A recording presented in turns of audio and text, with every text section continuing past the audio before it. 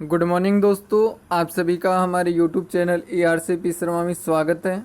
दोस्तों, इस वीडियो के माध्यम से हम आज ईंधन टॉपिक के 25 वेरी इंपॉर्टेंट क्वेश्चन पढ़ने वाले हैं जो प्रीवियस ईयर एग्ज़ाम में पूछे गए हैं, जिसमें CNG हो गई, LPG हो गई, ब्यूटेन, प्रोपेन, मीथेन, इथेन जो गैस वगैरह है, इनके बारे में हम संपूर्ण जानकारी के साथ में पढ़ने वाले हैं।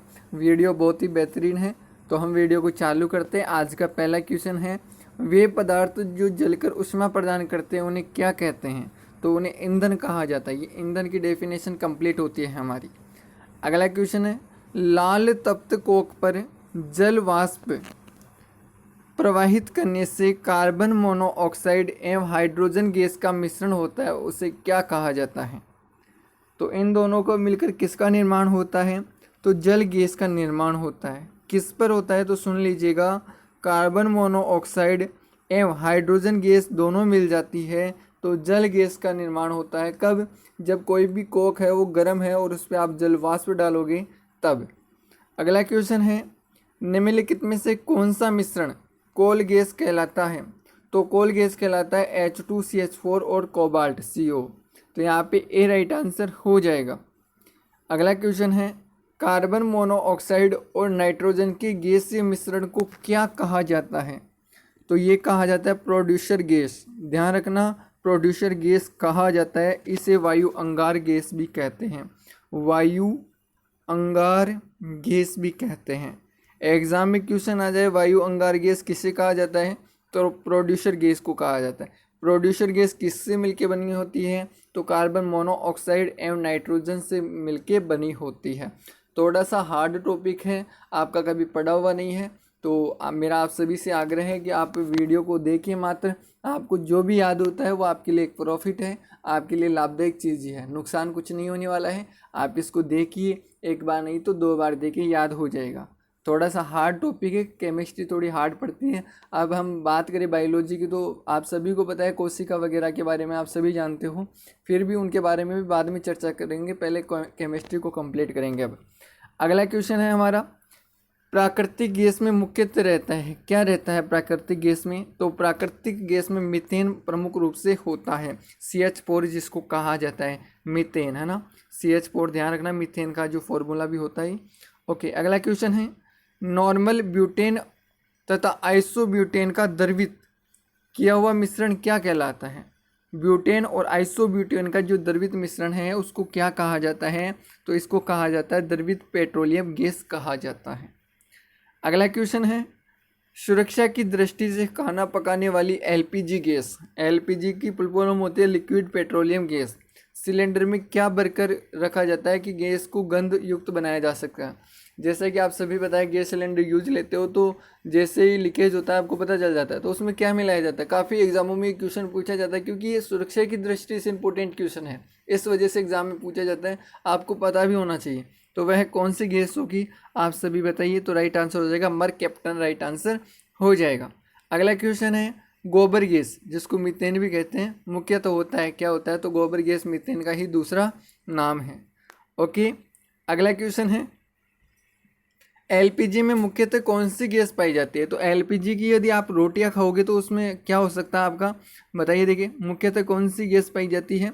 तो मुख्यतः पाई जाती है ब्यूटेन। ओके, ब्यूटेन मुख्यतः पाई जाती है, और साथ में पूछे तो प्रोपेन भी आ जाती है। ऐसे ध्यान रखना कि LPG सिलेंडर से जो रोटियां बनती है उनसे BP हो जाती है, ब्लड प्रेशर हो जाता है, यानी कि आपका जो है BP हाई हो जाता है। B से ब्यूटेन, P से प्रोपेन, तो 2 गैसें आती है उसमें। और मर कैप्टन जो होती है वो आपको उससे गंध के लिए उसमें डाली जाती है, मर कैप्टन। ओके, तो आपको देखो 3 क्वेश्चन तो याद हो गए, मैं इतना जानता हूँ कि ये तो आपको याद हो गया, ब्यूटेन, प्रोपेन और मर कैप्टन। ईंधन की डेफिनेशन आपको याद होगी। ओके, अगले क्वेश्चन की तरफ चलते हैं। अगला क्वेश्चन है, जल गैस किसका संयोजन है? तो जल गैस जो है कोबाल्ट और H2 या जो है CO2 या CO, कार्बन डाइऑक्साइड या कोबाल्ट का है? तो बताइए। देखिए, तो आपका जो जल गैस है ये मिश्रण है, आप सभी की जानकारी के लिए मैं बता दूं, कोबाल्ट और H2 का मिश्रण है। ओके, चलते हैं अगले क्वेश्चन की तरफ। समझ चाहूँगा, इसमें मैंने यहाँ पे कोबाल्ट बोल दिया, कोबाल्ट नहीं होता, इसमें कार्बन मोनोऑक्साइड होता है ना, ये ध्यान रखना। CO कार्बन मोनोऑक्साइड होता है, कार्बन मोनोऑक्साइड और H2 हाइड्रोजन का मिश्रण होता है आपका जल गैस। ओके, अब समझ में आ गया होगा। कोई दिक्कत नहीं, कार्बन मोनोऑक्साइड और H2 गलती हो जाती है छोटी मोटी। चलते हैं अगले क्वेश्चन की तरफ। बायोगैस संयंत्र से निष्कासित निम्नलिखित में से कौन सी गैस ईंधन गैस के रूप में उपयोग आती है? बताइए। देखिए बायोगैस से तो मीथेन राइट आंसर यहाँ पे हो जाएगा।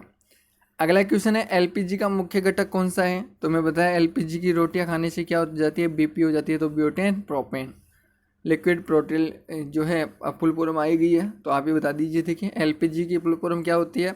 तो लिक्विड पेट्रोलियम गैस होती है। और सीएनजी की कंप्रेस्ड नेचुरल गैस होता है। अगला क्वेश्चन है सीएनजी की को पारिस्थितिकी मैत्रीपूर्ण क्यों कहा जाता है? जो सीएनजी होता है उसको पारिस्थितिकी मैत्रीपूर्ण क्यों कहा जाता है? पर्यावरण का मैत्रीपूर्ण क्यों कहा जाता है सीएनजी को? आप पता है ना, जैसे ऑटो वगैरह आता है वहाँ पे आजकल सीएनजी को बढ़ावा दिया जा रहा है। क्यों दिया जा रहा है बताइए। देखिए क्योंकि वायु प्रदूषित कम होता है। तो कारण बताइए क्यों? तो इसका राइट आंसर हो जाएगा इससे कार्बन मोनोऑक्साइड बहुत ही कम होती है।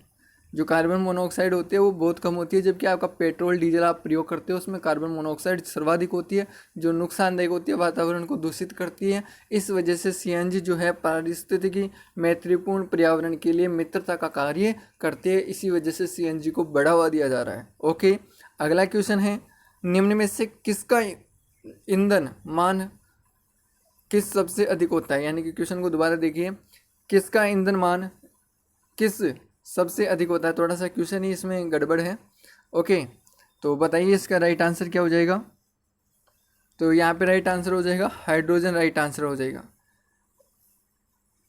ओके, अगला क्वेश्चन है निम्न में से कौन सा ईंधन सबसे कम पर्यावरण प्रदूषण उत्पन्न करता है?